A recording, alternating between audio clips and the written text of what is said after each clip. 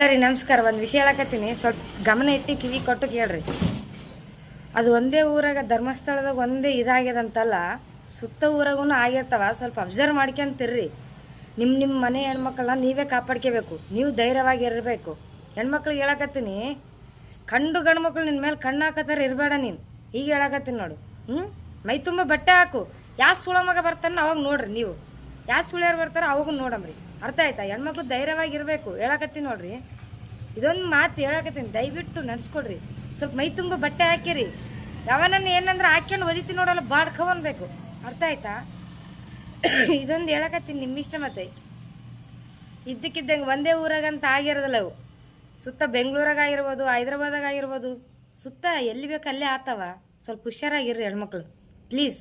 ತಂದೆ ತಾಯಿದವ್ರ ಮಾತು ಕೇಳ್ರಿ. ನಿಮ್ಮ ಇಷ್ಟಪಟ್ಟು ಕೆಜಿ ಅವನ ಇಷ್ಟ ಇವನ ಇಷ್ಟ ಅಂತ ಅವನಿಂದ ಹೋದರೆ ಆಮೇಲೆ ನಿಮ್ಗೆ ಕಲಸ್ ಮಾಡಿದ್ರೆ ಯಾವನು ಕೇಳಕ್ಕೆ ಬರಲ್ಲ. 5 ನಿಮಿಷ ಚಟಕ್ಕೆ ಪ್ರಾಣ ಹೋಗ್ತದ, ಒಂದು ತುಂಬಿದ ಪ್ರಾಣ ಹೋಗ್ತವ. ಅರ್ಥ ಆಯ್ತಾ? ಫುಲ್ಲು BP ಇದ್ದು ಹುಡುಗಿನ ಒಂದು 5 ಮಂದಿ ತೊಡಿದ್ರೆ ಒಬ್ಬರನ್ನ ಕೊಲೆ ಮಾಡೇ ಮಾಡ್ತಾಳೆ. ಇದೊಂದು ಬೇಸ್ ಮೈಂಡ್ನಾಗ ಇಟ್ಗಾರಿ. ಜೈ ಹಿಂದ್, ಒಂದೇ ಮಾತರಂ. ಬಾಯ್.